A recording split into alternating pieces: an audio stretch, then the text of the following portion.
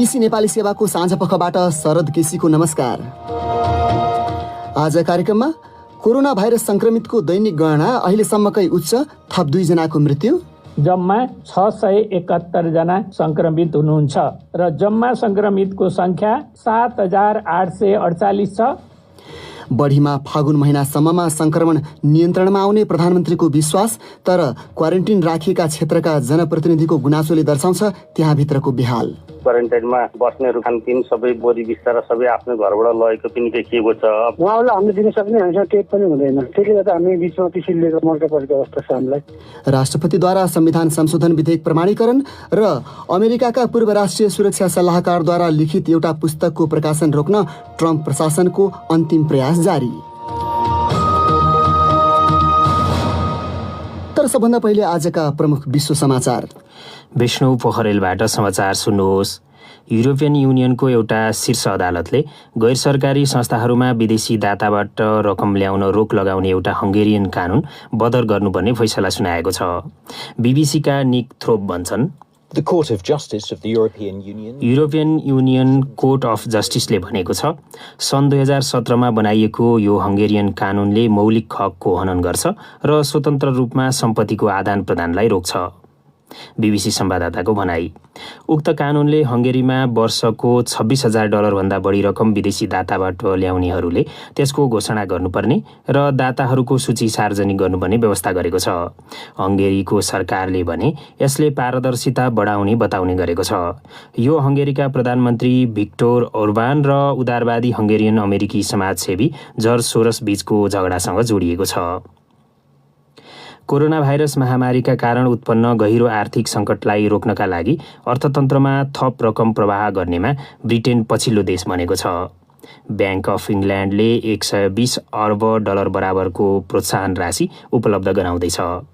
तर उसले महामारीले अर्थतन्त्रमा पार्ने प्रभाव सुरुमा आकलन गरिएको भन्दा कम हुन सक्नेमा जोड दिएको छ। ब्रिटेन युरोपेली अर्थतन्त्रमा खराब रूपमा असर परेका मुलुकहरूमध्येमा पर्छ। बीबीसीका एन्ड्रु वाकर भन्छन्, ब्याङ्क अफ इङ्ल्यान्डको मुख्य नीति निर्माता समितिले भनेको छ, ब्रिटेन र विश्वको आर्थिक अवस्था अस्वाभाविक रूपमा अनिश्चित देखिएको छ। बीबीसी संवाददाताको भनाई, भारत सरकारका अधिकारीहरूले उत्तरी लद्दाख क्षेत्रमा चिनिया सैनिकसँग झडपमा सामेल भएका सबै भारतीय सैनिकहरूको विवरण दिएको बताएका छन्। केही सञ्चार माध्यमहरूले सोमबार राति भएको उक्त झडपमा सामेल केही भारतीय सैनिकहरू चिनियाको नियन्त्रणमा रहेको र केही हराएको भन्ने विवरण दिएपछि सरकारको यस्तो प्रतिक्रिया आएको हो। अधिकारीहरूले 20 जना सैनिकहरू मारिएको र कैयौं सैनिक घाइते भएको बताएका छन्।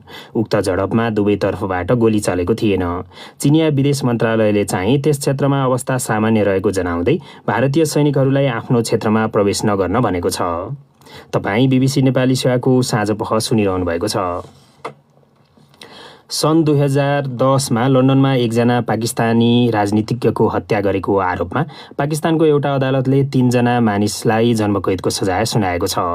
डाक्टर इमरान फारूकलाई एकजना अपरिचित व्यक्तिले उनकै घर बाहिर छुरा प्रहार गरेर हत्या गरेका थिए। पछि उक्त हत्याको आरोपमा पाकिस्तानमा 3 जना मानिसहरू पक्राउ परे। एमक्युएम भनिने एउटा अभियानका वरिष्ठ नेता फारूकलाई पार्टीभित्रको आपसी मतभेदका कारण हत्या गरिएको प्रहरीको विश्वास छ। अभियुक्तहरूलाई मृत्युदण्ड दिइने छैन भन्ने यकिन गरिएपछि यसै वर्षको सुरुवातमा ब्रिटिस प्रहरीले उक्त घटनाका प्रमाणहरू पाकिस्तानी अदालतलाई उपलब्ध गराएका थिए। कोरोना भाइरस महामारी रोक्नका लागि चिनिया अधिकारीहरूले राजधानी बेइजिङ नजिकै यात्रा प्रतिबन्धहरूलाई विस्तार गरेका छन्। 3 जनामा कोरोना भाइरस संक्रमण भेटिएपछि आङसिन क्षेत्रमा करिब 5 लाख मानिसहरूलाई त्यहाँबाट बाहिर जान र भित्र प्रवेश गर्न प्रतिबन्ध लगाइएको छ। उक्त क्षेत्र राजधानी नजिकैको खुवे प्रान्तमा पर्छ। त्यस क्षेत्रमा स्वास्थ्य अधिकारीहरूले आम परीक्षण र संक्रमितहरूको सम्पर्कमा रहेका मानिसहरूको पत्ता लगाउने काम गरिरहेका छन्।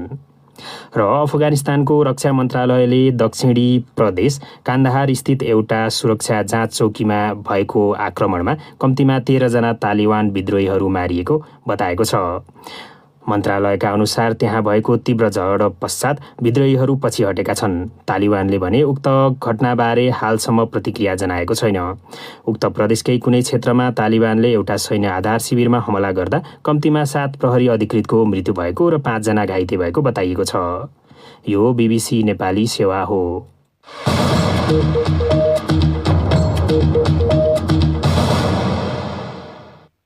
साँझपखमा तपाईँलाई स्वागत छ। पछिल्लो साता हरेक दिन तीव्र रूपमा बढिरहेको कोरोना भाइरसको संक्रमणको दैनिक गणनामा आज सबै संक्रमितको संख्या सार्वजनिक गरिएको छ। स्वास्थ्य तथा जनसङ्ख्या मन्त्रालयका अनुसार विगतमा थप 671 जना संक्रमित फेला परेका छन्। एकजना विशेषज्ञले तराईका जिल्लाहरूमा समुदायमा फैलिएर संक्रमण तेस्रो चरणमा प्रवेश गरेको बताए। प्रस्तुत छ एक रिपोर्ट। हिजो एकै दिन सर्वाधिक 586 जनामा कोरोना भाइरस संक्रमण पुष्टि भएकोमा आज त्योभन्दा झण्डै 100 जना भन्दा बढी संक्रमित फेला परेको तथ्याङ्क सार्वजनिक गरिएको छ। स्वास्थ्य मन्त्रालयका प्रवक्ता डाक्टर जागेश्वर गौतमका अनुसार संक्रमितको कुल संख्या झण्डै 8000 पुगेको छ। उनका अनुसार एक महिला र एक पुरुषको संक्रमणका कारण ज्यान गएको छ। 80 जना महिला र 591 जना पुरुष गरी जम्मा 671 जना संक्रमित हुनुहुन्छ र जम्मा संक्रमितको संख्या 7848 छ।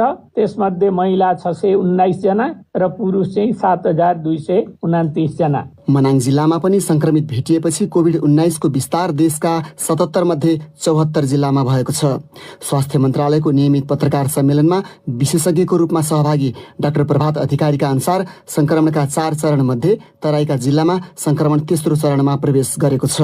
सुरुको स्टेज भनेको चाहिँ बाहिरबाट आएको केस भयो भने सेकेन्ड स्टेज भनेको बाहिरबाट आएको केसबाट उहाँको जोसँग सम्पर्क हुन्छ घरको मान्छेहरूमा फैलिन्छ। थर्ड स्टेज भनेको चाहिँ त्यसपछि टोलमा जान्छ र फोर्थ भनेको चाहिँ म्यासिभ आउटब्रेक हुन्छ। र यो हिसाबले हेर्ने हो भने चाहिँ तराईको बेल्टहरूमा चाहिँ हामी थर्ड स्टेजमा पुगेको देखिन्छ हैन, लोकल ट्रान्समिसन भएको देखिन्छ भने अरू ठाउँहरूमा जस्तै कि काठमाडौँमा अथवा पहाडी भेगहरूमा चाहिँ स्टेज 1 अथवा 2 मा मात्रै भएको देखिन्छ। अहिले मोटामोटी चाहिँ तथ्याङ्क त्यसले देखाउँछ। अहिले देशभरि 1 लाख भन्दा बढी मानिस क्वारेन्टिनमा छन्।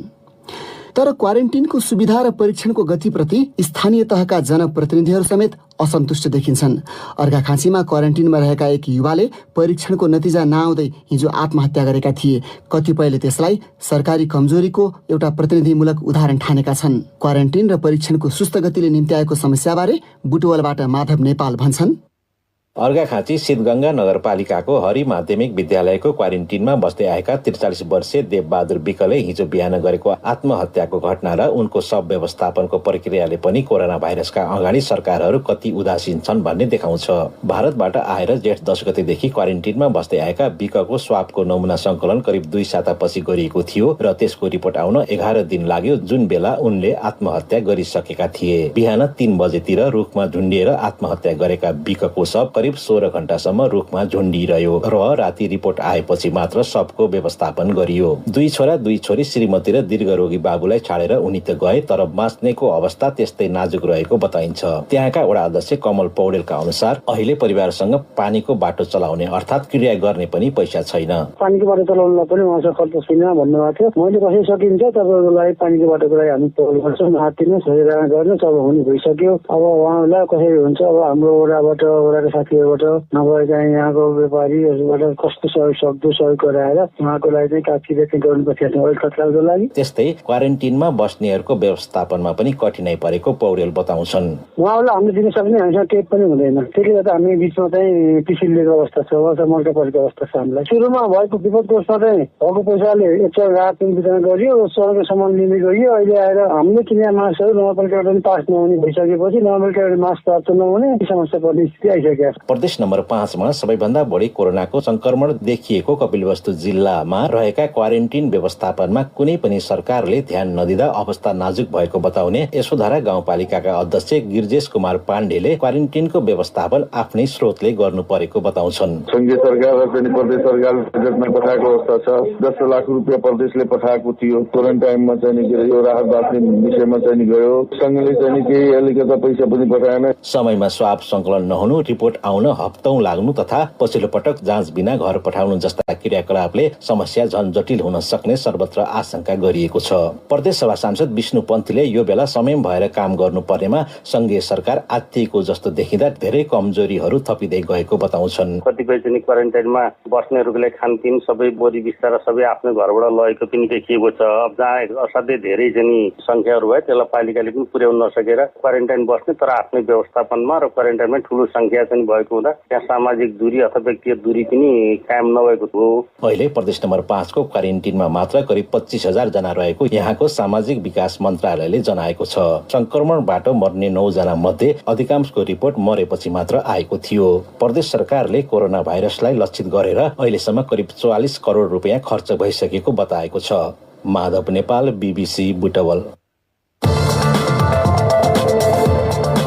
देशभर रहेका क्वारेन्टिनको दुरावस्थाका कारण त्यहाँ बसिरहेका 1.25 लाख जति मानिसको स्वास्थ्य कस्तो जोखिममा परेको छ। सब टेस्टको गरेको किट पनि अझ हामीले 7-8 दिन भइसक्यो, त्यो हामीले रिजल्ट आएको छैन। त्यो खालको विडम्बना हामीले भोगिरहेको छौँ स्थानीय तहले। क्वारेन्टाइनमै सरेको कारणले नियन्त्रणभन्दा बाहिर गइसक्यो के स्थानीय तह जनप्रतिनिधि भएर मात्रै नेपालमा जति भएर यसरी हुनुपर्ने त्यो चाहिँ रोकिएको छ भन्ने हाम्रो दाबी हो। अब धेरै गाउँहरूमा यसरी चाहिँ यो क्वारेन्टाइनमा राख्ने क्षमता थिएन। भोलिको BBC बहसमा जनस्वास्थ्यविद डाक्टर बाबुराम मरासिनी र सुदूरपश्चिम प्रदेशका गाउँपालिका महासङ्घका अध्यक्ष दुर्गा दत्त ओझा। कृपया सुन्ने प्रयास गर्नुहोला।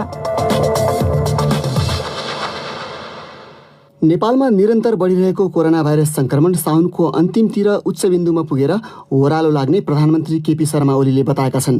चाडबाडका बेला हुने आवत जावतले फेरि त्यसलाई असोजपछि बढाउने र फागुनमा पुगेर नियन्त्रण हुने उनले बताए। जनस्वास्थ्य विज्ञहरूले चाहिँ क्वारेन्टिनको सुरक्षित व्यवस्थापन र समुदायमा संक्रमण फैलिनबाट रोकिए मात्र उक्त अनुमान सही हुन सक्ने जनाएका छन्। प्रस्तुत छ एक रिपोर्ट सञ्जय ढकालबाट। नेपालमा कोरोना भाइरसको संक्रमण साउन महिनाको अन्त्यतिर उच्च बिन्दुमा पुग्ने आकलन गरिएको प्रधानमन्त्री केपी ओलीले आज राष्ट्रिय सभामा जानकारी दिएका छन्। दिनहुँ भारतबाट फर्किरहेका नेपालीहरूको संख्या बिस्तारै कम हुँदै गएको आँकडा प्रस्तुत गर्दै उनले चैतदेखि जेठसम्म आइपुग्दा दैनिक करिब 7,000 को औसतमा मानिस आएको र त्यो क्रम अहिले करिब 2,000 मा घटेको बताए। त्यसैका आधारमा उनले संक्रमणको वृद्धिको अनुमान प्रस्तुत गर्दै भने यस ट्रेन्डलाई हेर्दाखेरि हामी श्रावणको अन्त्यतिरसम्ममा यसको पिक हुने अनुमान गर्न सक्छौँ अथवा भदौको सुरुतिर र यो त्यसपछि ओह्रालो लाग्छ र हामी यसलाई क्रमशः नियन्त्रण गर्न सक्छौँ। तर उनले पहिलो उच्च बिन्दुबाट ओह्रालो लाग्ने समयमा नै धेरै चाडबाडको मौसम पनि आइपर्ने हुनाले त्यसले फेरि जोखिम बढाउने बताए। दशैं, तिहार र छठमा हुने आवत जावतले फेरि संक्रमण बढाउन सक्ने भन्दै उनले त्यसो भयो भने फेरि मङ्सिर अन्तिमतिर उच्च बिन्दुमा पुग्ने र फागुनसम्म पुग्दा नियन्त्रण हुने अनुमान रहेको बताएका छन्। तर विज्ञहरूले चाहिँ त्यो अनुमानको आधार प्रष्ट नभएको भन्दै त्यसका निम्ति अन्य शर्तको पालना भएको हुनुपर्ने औल्याएका छन्। संक्रमण कुन गतिमा बढ्छ भन्ने कुरा एकजना मानिसले कतिजनालाई संक्रमित पारिरहेको छ भन्ने आँकडामा मुख्य निर्भर हुने विश्वव्यापी प्रवृत्ति रहेको जनस्वास्थ्यविद डाक्टर शरद राजवन्तले बताए। तर यदि सरकारले बाहिरबाट आएकाहरूलाई क्वारेन्टिनमा सुरक्षित राख्न सक्यो भने र समुदायमा फैलनबाट रोक्न सक्यो भने प्रधानमन्त्रीको अनुमान सही नै हुन सक्ने उनले बताए। साउनसम्म पुग्दा नपुग्दा हामी पनि झन्डै नै हाम्रो संक्रमणको 6औं महिनातिर हामी प्रवेश गरिरहेका हुन्छौँ। अरू पनि यसो ट्रेन हेर्दाखेरि 6 मन्थ्स पछाडि चाहिँ प्लेटोहरू हुँदै हुँदै डिक्लाइनको उसमा गएको देखिएको छ अरू ठाउँमा पनि। तर यो सबै कुरा केमा भर पर्छ भने यदि हामीले भारतबाट आउने नेपालीहरूको सुरक्षित व्यवस्थापन गर्न सक्यौँ भने मात्रै यो कुराहरू सही हुन्छ। अर्का जनस्वास्थ्यविद तथा महामारीका जानकार डाक्टर बाबुराम मरासिनी पनि समुदायमा नफैलिएमा साउनमा उच्च बिन्दुमा संक्रमण पुगेर ओह्रालो लाग्न सक्ने ठान्छन्। टाइममा PCR टेस्ट नगरेको कारणले कति सारे भन्ने आकलन गर्न गाह्रो छ। यदि उनीहरूले धेरै नसारेको भए त यो ठुलो लक मेरो विचारमा यो असारभित्र सकिन्छ। यो असारभित्र सकेपछि साउनको पहिलो हप्तापछि मेरो विचारमा डिक्लाइन हुन्छ। सबभन्दा ठुलो गल्ती त आरडिटीबाटै हो। आरडिटीले नेगेटिभ गरेर पठाइदियो, उनीहरू खुसी भएर घरतिर गए। तैपनि तपाईँहरूले एक हप्ता जति अरू छुट्टी बस्नु होला भनेर उनीहरू चाहिँ छुट्टी बसेका रहेछन् भने उनीहरूले सारेनन्। फेरि खुसी भएर गए चाहिँ उनीहरू गएका रहेछन् भने चाहिँ उनीहरूले सारे भन्ने त भन्छ। अहिलेसम्म क्वारेन्टिनमा 1 लाख भन्दा केही बढी मानिस रहेको अनि आइसोलेसनमा झन्डै 5,000 तथा अस्पतालमा 6,500 भन्दा बढी मानिस रहेको जानकारी बिहिबार प्रधानमन्त्रीले संसदमा गराएका छन्। सञ्जय ढकाल, BBC काठमाडौँ। अब सुन्नुहोस् श्रोता प्रतिक्रिया साथीहरू विष्णु पोखरेल र कमल परियारबाट। सामाजिक सञ्जाल फेसबुक र ट्विटरमा आज हाम्रो प्रश्न थियो, लकडाउन खुकुलो बनाएर सरकारी तथा अन्य कार्यालयहरू खुले पनि सार्वजनिक यातायात सञ्चालन भएको छैन। सार्वजनिक यातायात सञ्चालन नहुँदा तपाईलाई के कस्तो मर्का परेको छ? सार्वजनिक यातायातको सम्बन्धमा कस्तो व्यवस्था गरिनुपर्छ? फेसबुकमा दामोदर भण्डारीले आफ्नो समस्या यसरी दर्शाएका छन्। म दाजु र भाउजू सँगै बस्छौँ। हामी सरकारी कार्यालयमा कार्यरत छौँ। हामीसँग कुनै सवारी साधन छैन, जसले गर्दा दाजु कार्यालय आवाज जावत गर्न घन्टौँ हिँड्न बाध्य हुनुहुन्छ। भाउजूको पनि अवस्था उस्तै हो। मेरो कार्यालय उपत्यका बाहिर छ। म दिनदिनै गाडीको खोजीमा भौतारिन्छु। परिणाम शून्य छ। कहिलेकाहीँ डर लाग्छ जुन पायो त्यही गाडीमा जाँदा कतै संक्रमणको शिकार हुने त होइन भनेर। हामी त सामान्य नमुना मात्रै हौं। यस्तोमा दुःख पाउने कृषक, श्रमिक, अन्य व्यक्ति कति छन् कति। निश्चित मापदण्ड बनाएर सार्वजनिक गाडी चलाए केही राहतको महसुस हुने थियो कि। त्यस्तै समस्या परेको बताउँदै खेमनाथ सापकोटा लेख्छन्, चैत्र 10 गतेदेखि म दाङमा छु। सार्वजनिक यातायात खुलेको छैन। असार 1 गतेदेखि विद्यालय प्रशासन खुल्यो रे। म कार्यरत सिन्धुली स्थित विद्यालयमा कसरी पुग्ने होला? शेरबहादुर केसीको मत छ, कोरोना भाइरस सिङ्गो विश्वमै मानव जातिका सामु चुनौती बनेर आएको यस्तो विषम परिस्थितिमा आफ्नै खुट्टामा बन्चरो हान्दै लकडाउन खुकुलो पार्नु र पार्न बाध्य पार्नु संक्रमण तथा मृत्युदरलाई बढावा दिनु हो। खुकुलो बनाइहाले पनि विभिन्न पेसा व्यवसायमा संलग्न हुने हामी जस्ता बहुसंख्यक मानिसहरूको लागि सहज आवागमनको मुख्य साधन सार्वजनिक यातायातलाई सुरुवात गर्नुपर्छ। सीता खरेलको भनाइ छ, अहिलेको अवस्थामा निजी सवारी साधन नहुने सबै सेवारत कर्मचारी र सेवाग्राहीलाई अत्यन्तै गाह्रो परिरहेको छ। सार्वजनिक यातायातका साधन सञ्चालन गर्ने परिस्थिति पनि छैन। यदि सञ्चालन गरिए तो संक्रमण फैलाउने खतरनाक माध्यम बन्नेछ। सार्वजनिक यातायातका साधन चलाउने परिस्थिति नहुन्जेलसम्म सम्पूर्ण काम कारबाही बन्द गर्ने र विलम्ब, दण्ड वा जरिवाना नलाग्ने व्यवस्था हुनुपर्छ। र महेश शर्मा ट्विटरमा लेख्छन्, काठमाडौँ जस्ता घना बस्ती भएका शहरमा कोरोनाको संक्रमण बढ्यो भने हाल भएका स्वास्थ्य तथा अन्य संरचनाले तान्न नसक्ने स्पष्ट छ। बढ्दो संक्रमणलाई व्यवस्थापन गर्न संरचनाहरू पूर्ण रूपमा तयार नपारी सार्वजनिक यातायात सञ्चालनमा निकै विचार पुर्याउनुपर्छ। अब बाँकी प्रसङ्ग। राष्ट्रपति विद्यादेवी भण्डारीले भारतको नियन्त्रणमा रहेको लिम्पियाधुरा समेटिएको नयाँ नक्सा निशान छापमा समावेश गर्न संघीय संसदको दुवै सदनबाट पारित संविधान संशोधन विधेयक प्रमाणीकरण गरेकी छन्। राष्ट्रपति कार्यालयका प्रवक्ता हरिप्रसाद दाहालका अनुसार दुवै सदनको बैठकबाट पारित भई पेश भएको संविधानको दोस्रो संशोधन विधेयक प्रमाणीकरण भएको हो। उक्त विधेयक आजै दिउँसो राष्ट्रिय सभाबाट पारित भएको थियो। थप चर्चा कमल परियारबाट। प्रतिनिधि सभाबाट पारित भएपछि पठाइएको उक्त विधेयक तल्लो सदनमा जस्तै राष्ट्रिय सभाबाट सर्वसम्मतिले पारित भएको हो। त्यसपछि उक्त विधेयक अनुमोदनका निम्ति राष्ट्रपति कार्यालय पठाइएको थियो, जुन आजै प्रमाणीकरण भएको छ। प्रतिनिधि सभामा उपस्थित सबै सांसदले गत शनिबार उक्त संशोधन विधेयकको पक्षमा मतदान गरेका थिए। राष्ट्रिय सभाका विपक्षी सांसदहरूले पनि साथ दिएपछि विधेयक सर्वसम्मतिले पारित भएको राष्ट्रिय सभाका अध्यक्ष गणेश प्रसाद तिमिल सिन्हाले घोषणा गरे। 57 जना माननीय सदस्यहरूले नेपालको संविधान दोस्रो संशोधन विधेयक 2077लाई पारित गरियोस् भन्ने प्रस्तावको पक्षमा अर्थात् हुन्छ भन्ने पक्षमा मतदान गर्नु भएकोले उक्त प्रस्ताव सर्वसम्मतिले पारित भएको घोषणा गर्दछु। कुल 59 सदस्य राष्ट्रिय सभाका अध्यक्षले मत दिन नमिल्ने र 1 जना सदस्य मनोनित हुन बाँकी भएकाले राष्ट्रिय सभामा मतदान गर्ने कुल सदस्य संख्या 57 नै हो। भारतको नियन्त्रणमा रहेको लिम्पियाधुरासम्मको भूभाग समेटिएको राजनीतिक नक्सा नेपालले जारी गरेपछि भारत र नेपाल बीच तिक्तता बढेको छ। मार्च महिनामा भारतीय रक्षा मन्त्री राजनाथ सिंहले दिल्लीबाटै लिपुलेक हुँदै तिब्बतमा रहेको मानसरोवर जाने सडकको उद्घाटन गरेपछि नेपालले त्यसको विरोध गर्दै कूटनीतिक पत्र नेपाल स्थित भारतीय राजदूतलाई थमाएको थियो। नेपालले उत्पन्न नयाँ परिस्थिति र सीमा समस्याबारे कुराकानी गर्न भारतसँग बारम्बार ताकेता गरे पनि भारतीय पक्षले व्यवस्था गरेको नेपालका परराष्ट्र मन्त्री प्रदीप ग्यावालीले संसदमै जनाएका थिए। कमल परियार, BBC, काठमाडौँ। अब एकाध अन्तर्राष्ट्रिय प्रसङ्ग। अमेरिकामा ट्रम्प प्रशासनले भूतपूर्व राष्ट्रिय सुरक्षा सल्लाहकार जोन बोल्टनले लेखेको एउटा पुस्तकको प्रकाशन रोक्नका लागि अन्तिम प्रयास गरिरहेको छ। बोल्टनले लेखेको पुस्तकमा अन्य विभिन्न आरोपहरूका साथै यसै वर्ष हुने राष्ट्रपति निर्वाचनमा आफू पुनः निर्वाचित हुनका लागि ट्रम्पले चीनसँग सहयोगको याचना गरेको पनि उल्लेख गरिएको छ। BBC विवरणहरूमा आधारित रिपोर्ट विष्णु पोखरेलबाट। अमेरिकाको न्याय मन्त्रालयले राष्ट्रिय सुरक्षाका हिसाबले उक्त पुस्तकलाई बजारमा पठाउन रोक्नुपर्ने माग गर्दै एउटा आपतकालीन आदेश दर्ता गराएको छ। तर संविधानविदहरूले उक्त कदम सफल नहुने बताएका छन्। अनि कतिपय अमेरिकी सञ्चार माध्यमहरूले उक्त पुस्तकका केही अंशहरू यसअघि नै प्रकाशित गरिसकेका छन्। The room where it happened नामक उक्त पुस्तक जुन 23 तारिखमा सार्वजनिक हुँदैछ। पुस्तकमा बोल्टनले राष्ट्रपति ट्रम्पका निर्णयहरू पुनः निर्वाचन जित्ने महत्वाकांक्षाद्वारा प्रेरित रहेका थिए भन्ने देखाइदिएका छन्। धेरै आरोपहरू निजी वार्तालापमा आधारित छन् र ती आरोपहरू सही हुन् कि होइनन् भनेर जाँच्न सम्भव छैन। ट्रम्प प्रशासन उक्त पुस्तकलाई लिएर बोल्टन विरुद्ध खनिएको छ। ट्रम्पले चाहिँ पुस्तकलाई यसलाई उनकै शब्दमा झुट र बनावटी कथाहरूद्वारा सिर्जित भनेका छन्।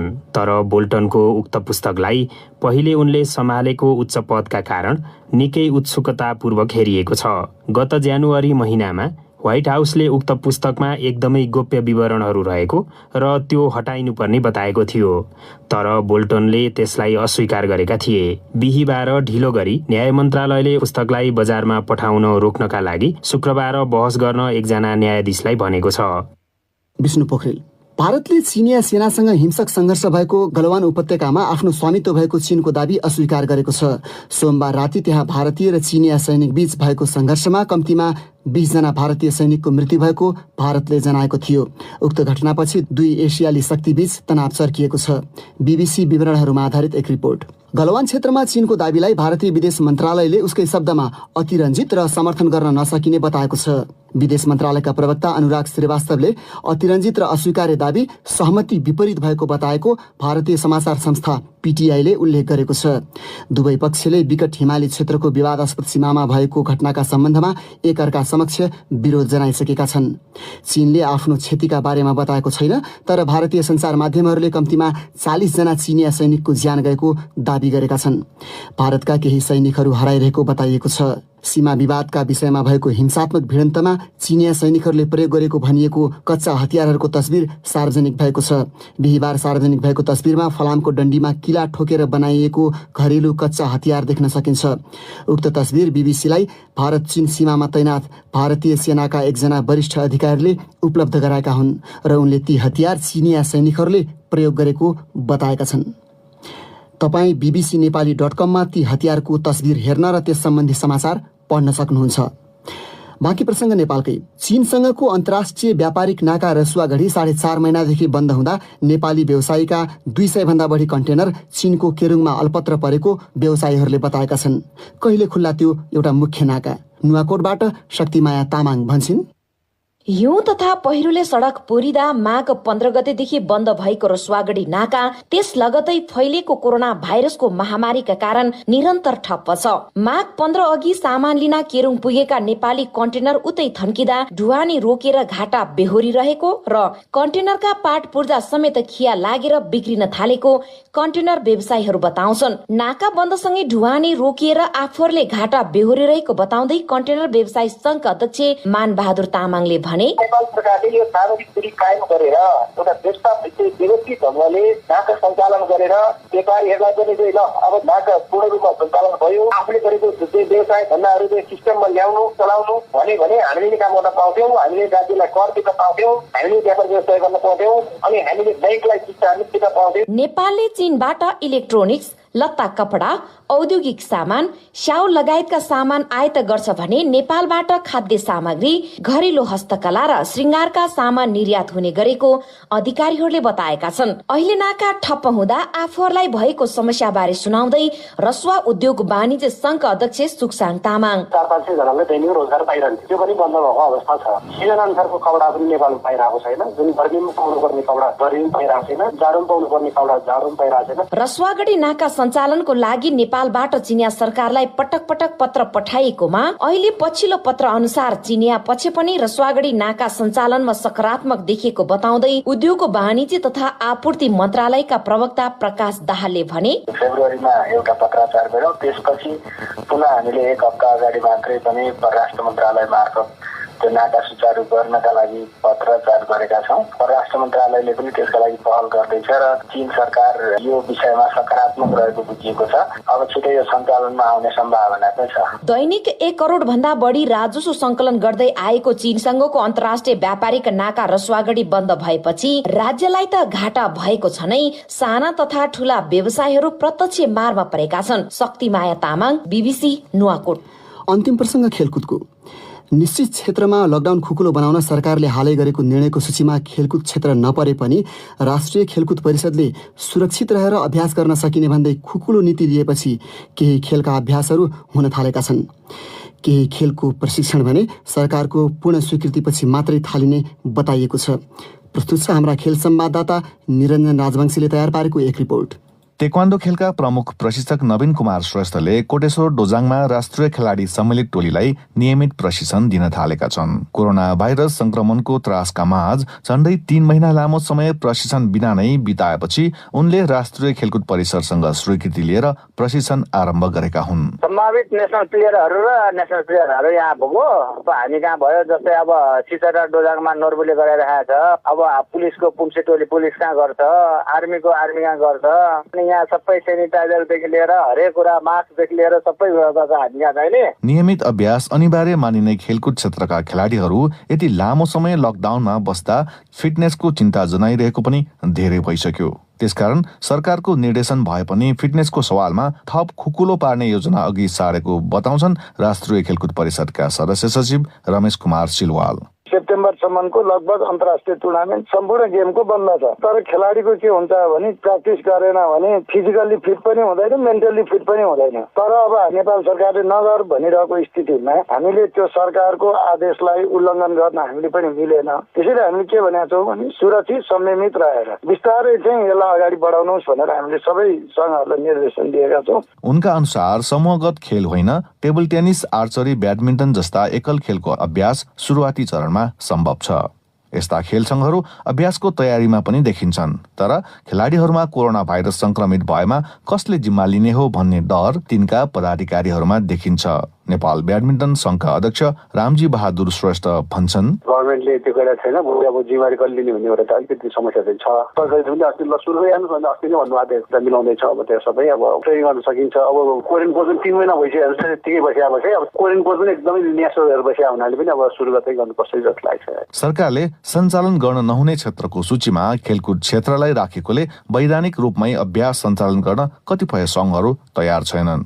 नेपाल क्रिकेट संघको गत हप्ता बसेको बैठकले अभ्यास अनुमतिको लागि राष्ट्रिय खेलकुद परिषदसँग आग्रह गर्ने निर्णय गरेको थियो। उक्त संघका सचिव अशोकनाथ प्याकुर्याल, गभर्मेन्टले वकिल गो हेड नभइकन त हामीले गर्न मिलेन। त्यसैले उहाँले हुन्छ यसो गरेर तिमीहरूले गर्न सक्छौ भनेर दिनुभयो भने चाहिँ अनि हामी ट्रेनिङको पार्टहरूमा केही गर्न सक्छौँ कि भन्ने हाम्रो कुरो छ। त्यसमा चाहिँ नेपालमा सबैभन्दा बढी सक्रिय मानिएको फुटबलको अवस्था झन् नाजुक छ।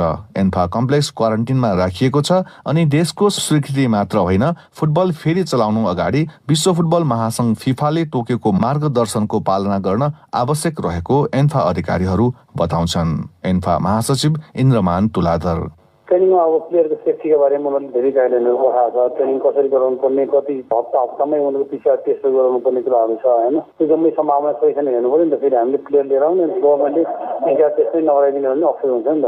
त्यसरी धेरै कुराहरू चाहिँ त्यो अब फिफा रेस्ट्रिक्ट गाइडलाइन छ, त्यो अनुसारको कामहरू हामीले सम्पन्न गर्न सक्छौँ कि सक्दैनौँ भन्ने कुरा छ नि त। थुप्रै खेलाडीहरूको सामूहिक संलग्नता रहने र हजारौं दर्शकहरू जोडिने भएकोले खेलकुद क्षेत्र चाँडै खुल्ने सम्भावना निकै कम देखिन्छ।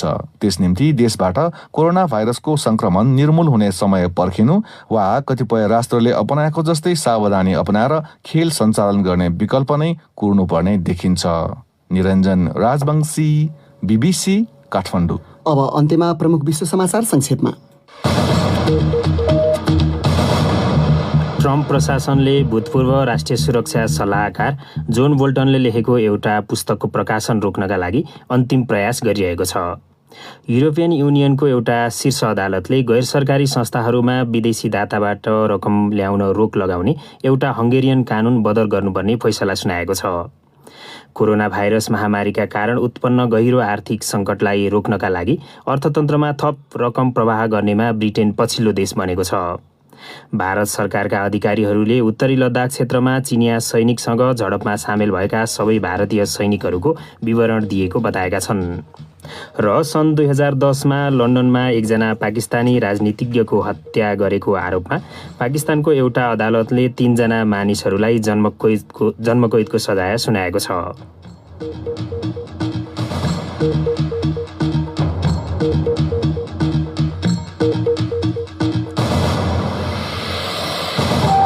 हवस् त यसका साथै BBC नेपाली सेवाको साँझ पख यहीँ सकिन्छ। अब हामी भोलि बिहान 7:15 बजे बिहानी पखमा आउनेछौँ। त्यतिन्जेलसम्मका लागि हामी सबैलाई बिदा दिनुहोस्। नमस्कार।